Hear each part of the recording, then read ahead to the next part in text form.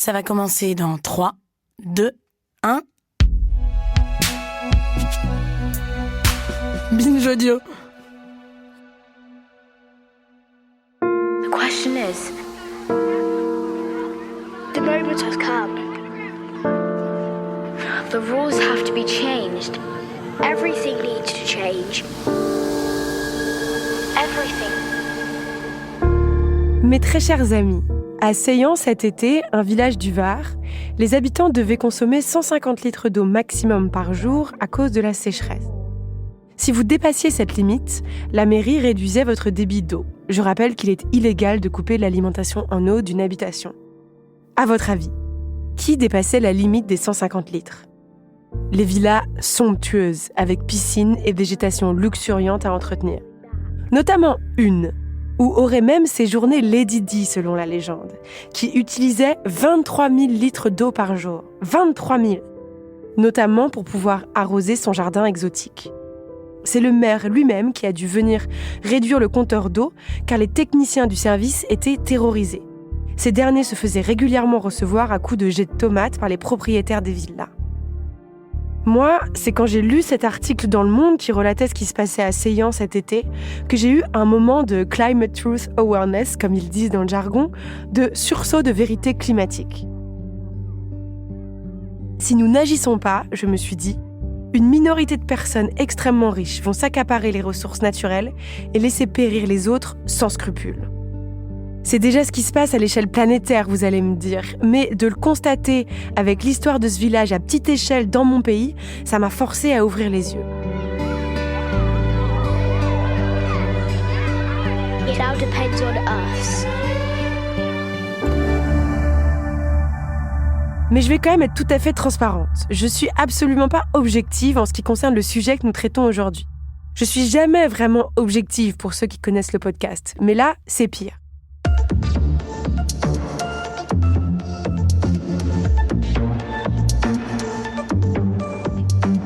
Depuis que j'ai entendu parler de l'histoire de Seillan, j'ai rejoint moi aussi l'activisme écologique à mon petit niveau.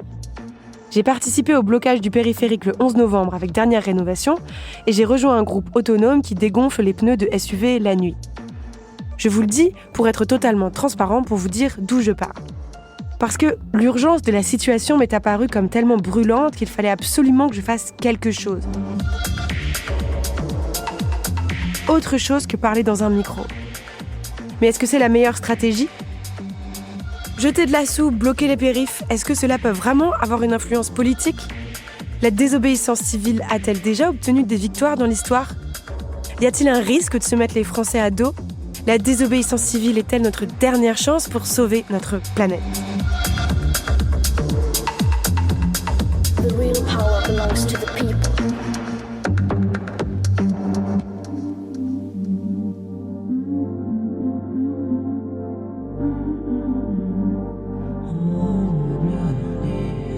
Non mais laissez-moi parler, c'est vraiment insupportable. On peut plus rien dire. Vraiment, c'est n'importe quoi. On peut plus rien dire. Et la prochaine fois, ça sera quoi ? On peut plus rien dire. Qu'est-ce que c'est que ça ?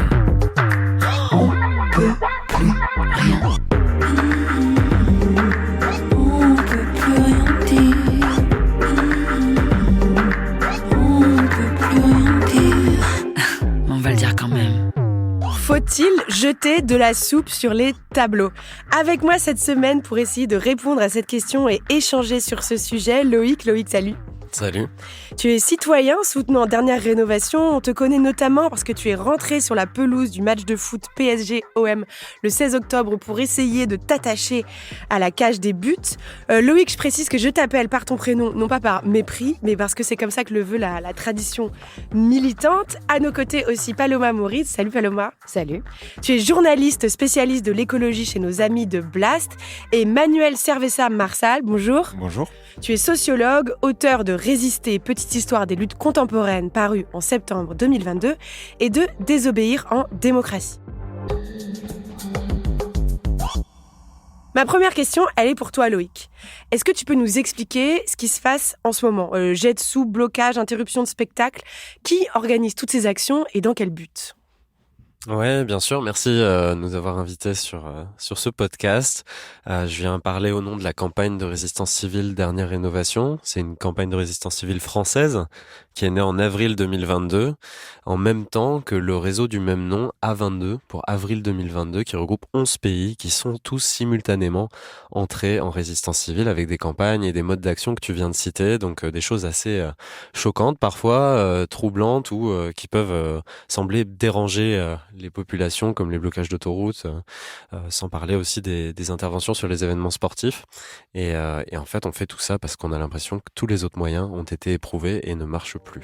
Dernière Rénovation, c'est une organisation financée par le Climate Emergency Fund qui demande la rénovation thermique des bâtiments.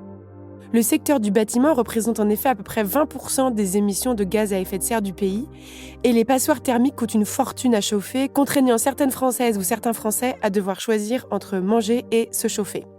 L'organisation l'assume, elle a choisi de se focus sur une seule mesure concrète pour qu'enfin une victoire politique pour le climat soit obtenue. Elle estime qu'il est plus efficace de se battre pour une mesure concrète à la fois que pour un objectif vague et angoissant comme sauver la planète. Comment c'était pour toi de courir sur la pelouse du stade ? Disons que j'ai jamais pensé faire ça de ma vie d'abord, donc c'est vrai que c'était un peu bizarre et très stressant, très stressant. J'ai passé 2-3 jours avant qui étaient les plus stressants de ma vie, je pense. Et ensuite, ça s'est passé comment ? Tu veux dire en garde à vue ? Tu t'es fait arrêter, oui, voilà. Quelles ont été les conséquences ? J'ai passé 40 heures en garde à vue et j'ai un procès au mois d'avril prochain. Alors, si on se fie aux chiffres donnés justement par l'organisation Dernière Rénovation, plus de 150 personnes sont entrées en ce qu'ils appellent résistance civile ces dernières semaines. Participer à des actions, c'est pas comme signer une pétition sur change.org quand même. C'est prendre le risque d'être arrêté, de faire une garde à vue, d'avoir peut-être des conséquences juridiques. 150 personnes, Manuel Servassa, Marsal, est-ce que c'est un chiffre qui est signifiant ? Est-ce que ça veut dire est-ce que c'est différent du nombre de personnes qui sont d'habitude prêtes à passer à des actions comme ça avec des conséquences différentes ? C'est à la fois très peu et en même temps c'est énorme. C'est très peu parce qu'effectivement, quand on regarde les grandes manifestations nationales en France, quand il y a une réforme du gouvernement sur les retraites ou ce genre de choses, ça met des centaines de milliers, parfois des millions de personnes dans la rue. Donc, quand on compare à 150, effectivement, ça peut paraître groupusculaire. En même temps, c'est énorme parce que, comme vous venez de le dire, ces activistes, ils prennent des risques personnels, des risques juridiques, des risques physiques aussi au moment de la répression sur le coup, qui sont importants, qui sont inhabituels. Et donc, ça demande une forme de courage, en fait, une disposition à s'exposer que n'ont pas, on va dire, la majorité des citoyens et des citoyennes. Quel est le sens derrière ces actions symboliques, peut-être, Loïc ? Il y a des gens peut-être qui ne comprennent pas le lien entre bloquer un événement sportif ou interrompre un événement sportif et le climat. Écoutez, je vais mettre fin à une longue discussion puisqu'on a beaucoup abordé ça sur les plateaux. Ils nous demandent tous quel est le rapport effectivement entre ces modes d'action et le sujet, qui est quand même la rénovation thermique des bâtiments. Je rappelle que ce réseau A22 donc a des luttes locales spécifiques, mais en France, on se bat pour ce chantier-là qui représente 20% des émissions nationales et quasiment 45% de toute la consommation énergétique du pays. Donc c'est un chantier prioritaire si on veut réussir cette transition écologique et sociale. Et quel est le rapport ? Malheureusement, quasiment aucun. C'est-à-dire qu'on est complètement conscient que c'est absurde d'avoir à en arriver là, à bloquer des gens sur les autoroutes, à intervenir dans des événements sportifs de manière assez spectaculaire. Et si on pouvait faire autre chose, et on l'a essayé d'ailleurs, eh bien on le ferait, mais ça ne suffit plus aujourd'hui. Comment on définirait le concept de résistance civile, Paloma Moritz ?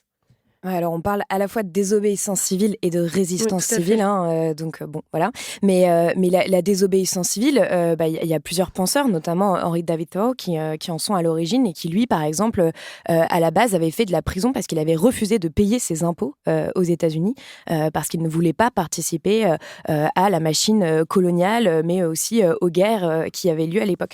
Et donc ne pas être consentant en fait à payer de l'argent pour que le gouvernement mène un certain nombre d'actions à l'international. Et en fait, l'idée derrière ça, c'est de se dire que nous ne sommes pas simplement des citoyens, mais que nous sommes des citoyens qui sommes obligés d'obéir à des lois, mais que nous sommes des sujets, et c'est de reprendre en fait aussi notre individualité, de s'exprimer en tant qu'individu plein et entier, et de dire en fait qu'il y a un certain nombre de choses qui sont injustes, et à partir du moment où il y a des lois injustes, en fait, il serait plutôt légitime d'y désobéir.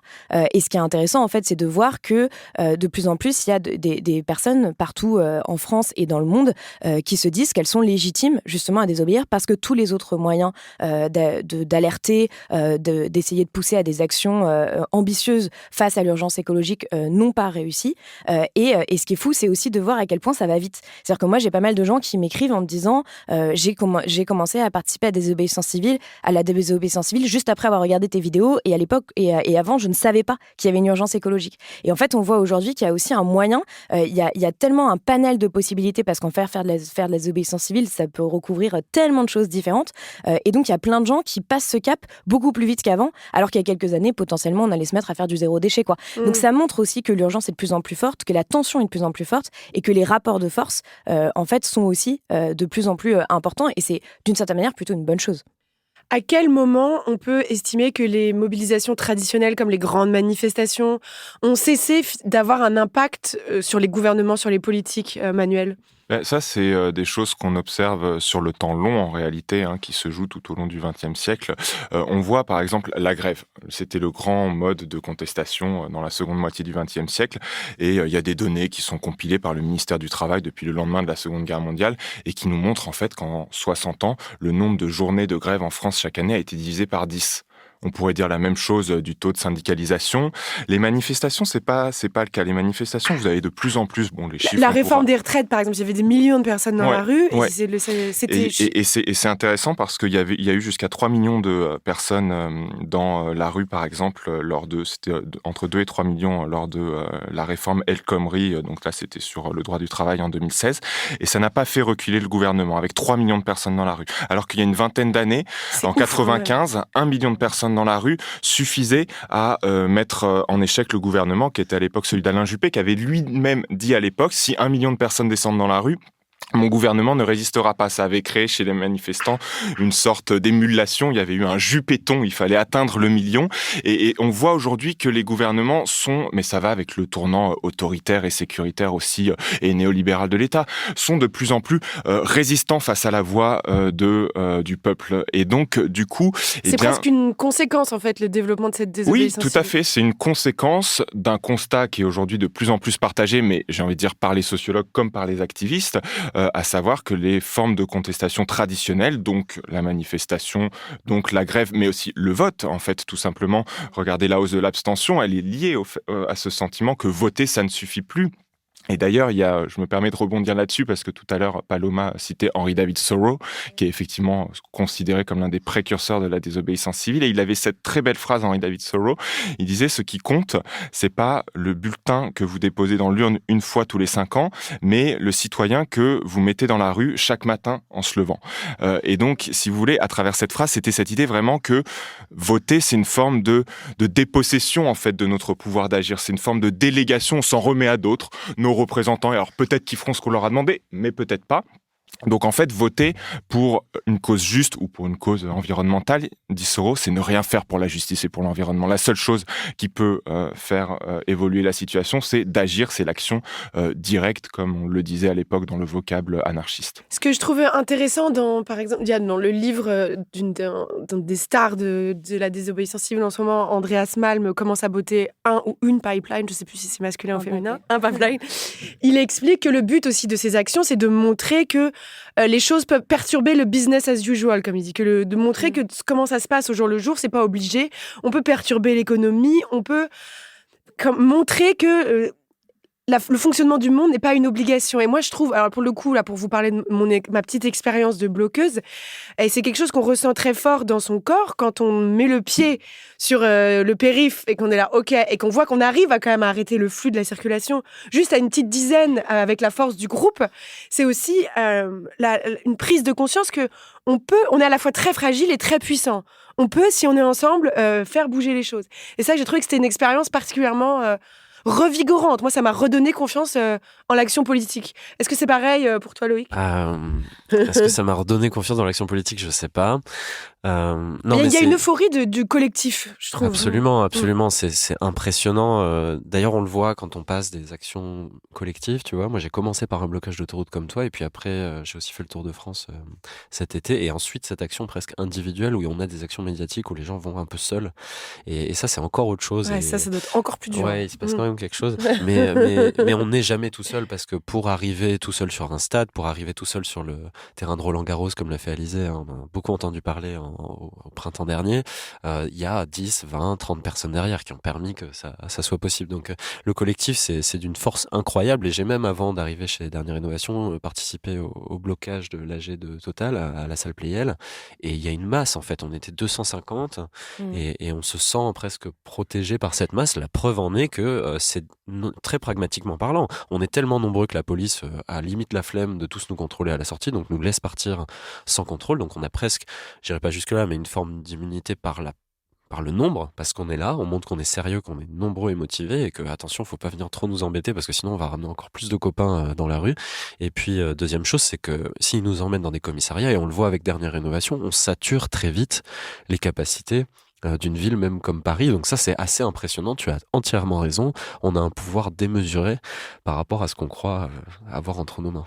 Mais d'ailleurs, le fondateur d'Extinction Rebellion disait que le but à l'origine, donc ça s'est monté en 2018, c'était d'inonder les prisons. Et juste pour citer à nouveau Thoreau, il dit « Une minorité ne peut rien tant qu'elle se conforme à la majorité, mais elle est irrésistible lorsqu'elle fait obstruction de tout son poids. » Et il y a quelque chose de très... Ouais. Attends, redis-le. Une minorité ne peut rien tant qu'elle se conforme à la majorité, mais elle est irrésistible lorsqu'elle fait obstruction de tout son poids. Et en fait, c'est hyper puissant de voir ces actions de désobéissance civile. L'une des plus grandes qui a eu lieu en Europe, c'est celle de Ende Gelände, qui est un collectif de désobéissance civile en Allemagne, qui a occupé une mine de charbon. Et je vous invite vraiment, les personnes qui nous écoutent, à aller regarder les images. C'est incroyable. On voit que des gens avec des combinaisons un peu blanches en coton, un peu de chantier, quoi, qui envahissent cette mine de charbon. Et eux, leur argument, c'est de dire « Nous sommes le risque d'investissement ». Et ils ont réussi à bloquer cette mine de charbon pendant 48 heures. Et ils étaient des centaines. Et il y a quelque chose de magnifique. Des milliers. Vraiment, on voit cette espèce d'énorme creux qui est complètement contre nature, en fait.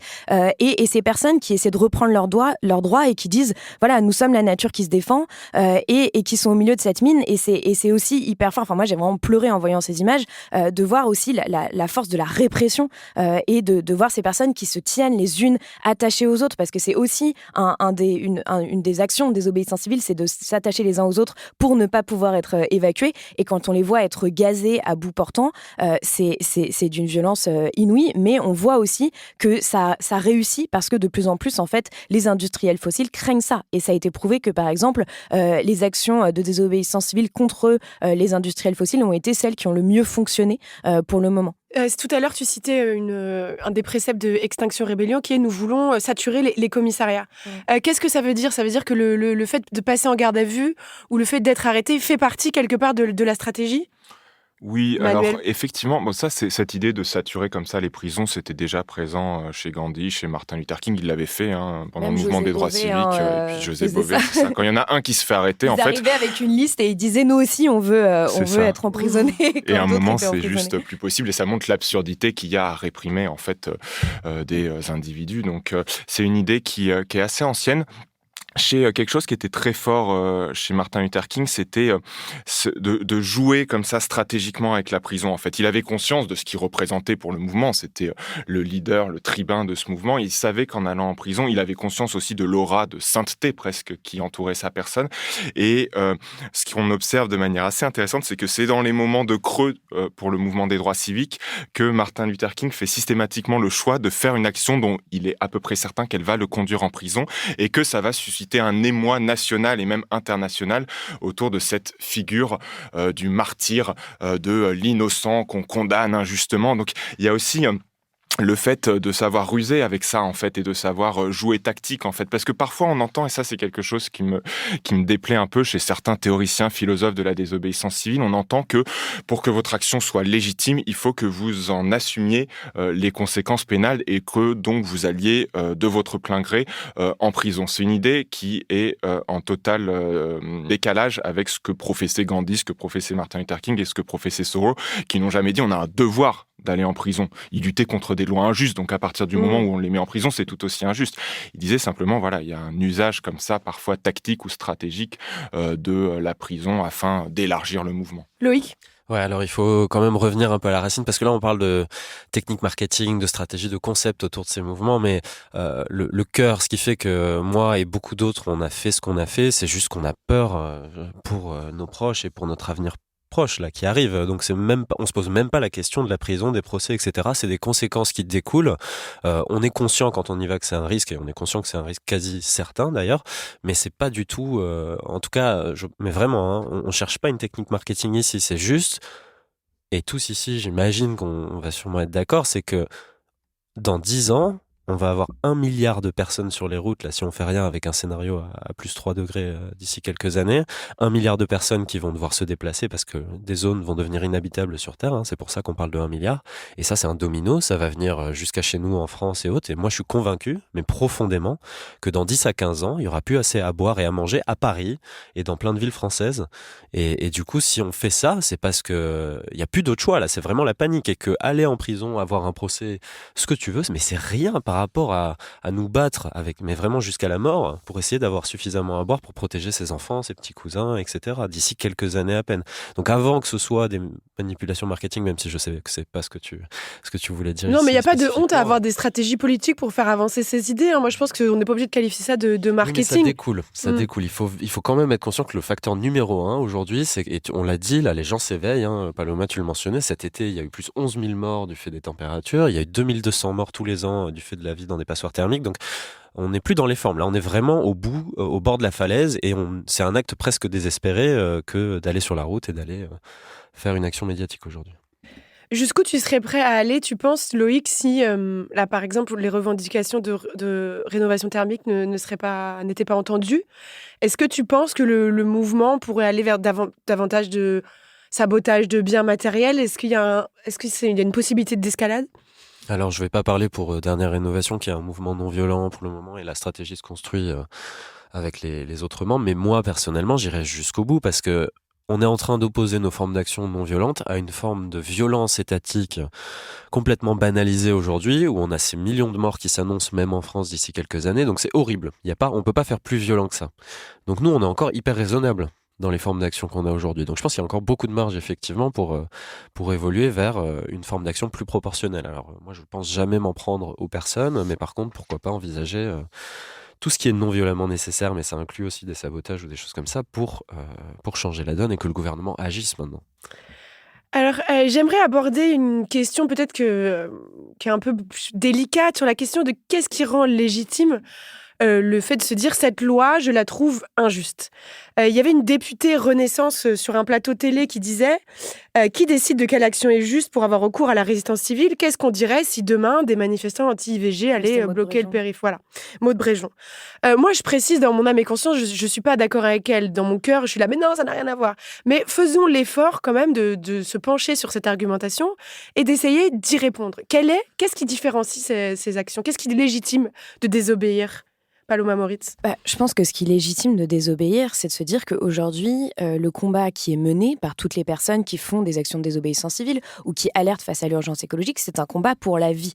Ce qui est demandé, c'est d'essayer de faire en sorte que demain, on puisse s'alimenter tout court, et puis pourquoi pas mieux s'alimenter, qu'on puisse respirer un air pur, qu'on puisse en fait avoir une vie décente pour un maximum de personnes. Tu parlais au début justement de cette espèce de passe-droit qu'on peut avoir quand on est plus riche à plus polluer. Je pourrais citer l'exemple de Kim Kardashian qui a dépassé son budget d'eau cet été en Californie de 180 000 litres avec Sylvester Stallone en pleine sécheresse en Californie. En fait, ça, c'est plus possible. On peut pas avoir 1% de l'humanité qui s'éclate au détriment de tous les autres. Donc, en fait, ce qui est revendiqué dans ces actions-là et de façon générale dans les questions écologiques, c'est vraiment un mieux-être pour le plus grand nombre.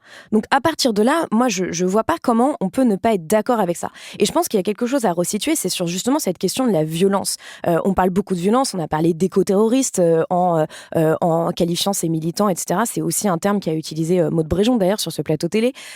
Et en fait, où est la violence? Est-ce que la violence, c'est celle d'une entreprise comme Total qui va construire un méga projet pétrolier en Ouganda et en Tanzanie comme ICOP qui, indirectement, va faire des milliers de morts parce parce que ça va aggraver le réchauffement climatique, ou est-ce que la violence, c'est d'aller saboter le pipeline en question ou d'essayer de faire en sorte que ce pipeline ne soit pas construit.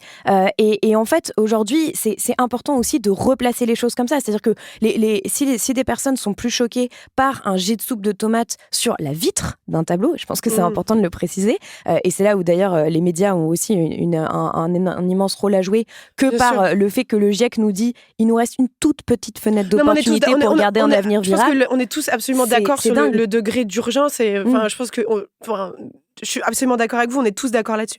Je pense que par contre, il est légitime de s'interroger sur pourquoi, Manuel, est-ce que dans l'histoire, ce sont des questions qui se sont posées sur qu'est-ce qui crée le déclencheur même, qu'est-ce qui crée cette légitimité à désobéir? Si je reviens à la question que vous posiez juste avant, parce que c'est vrai que souvent, quand on commence à justifier des actions de désobéissance civile, qui sont des actions de gauche ou écolo, c'est la première objection qui vient, c'est et la droite et l'extrême si, droite. c'est pareil, Quand c'est des anti-IVG, Je précise qu'on se reconnaît pas du tout. Moi, je suis pas politisé, par exemple. Tu vois, je me reconnais pas à gauche comme militant. Oui. Tout ça, c'est des termes qui me sont étrangers. Tu vois. Moi, D'accord. je suis juste un citoyen qui sont inquiet pour mon avenir. Oui, Il oui. faut aussi dépolitiser ses actions. C'est pas le cas. Là, il y a D'accord. beaucoup de citoyens qui viennent de partout et qui sont pas. D'accord. Mais pour moi, associé la à un parti. citoyenneté, c'est une qualité politique, en fait, que tu Oui, portes mais en tu toi. parles de gauche et de choses comme ça, de droite. Non, il y a Oui, vraiment. D'accord. Mais c'est quelque chose de très noble à mes yeux, la politique.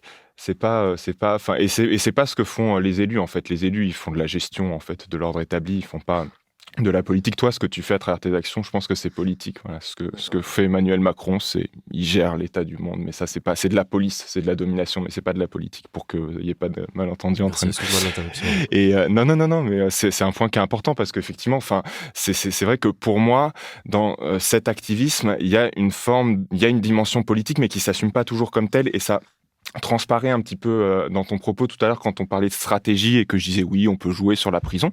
Il y avait rien de dégradant là-dedans à mes yeux, et tu l'as pris, mais c'est un malentendu qu'on est en train de lever.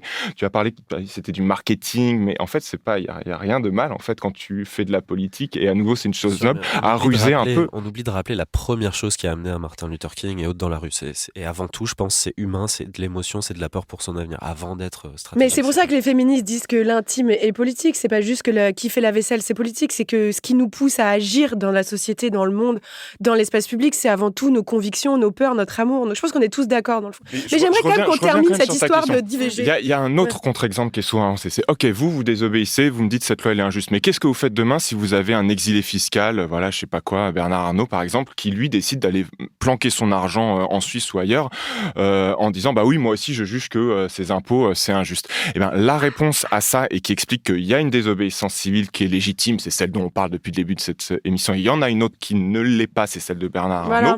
C'est que dans un cas, vous œuvrez pour le bien commun, pour une chose aussi simple que la justice, et dans l'autre, vous œuvrez pour vos intérêts particuliers. Et je crois que tout le monde sera d'accord que l'évasion fiscale, c'est de l'intérêt particulier, et préserver les possibilités d'habitabilité de la Terre et de la vie sur Terre, c'est quelque chose qui relève du bien commun. Et donc c'est pour ça, il y a illégalité et illégalité. Oui, la survie de tous, c'est pas une idéologie, selon moi. On peut objecter qu'après, si on veut se battre pour des convictions ou des personnalités politiques, là, c'est autre chose, quoi. Et on peut dire la même chose des suffragettes. Obtenir des droits de vote pour les femmes, c'est quand même justement faire en sorte que toutes les femmes puissent exercer leur citoyenneté de façon pleine et entière. Oui. Ça n'a pas de...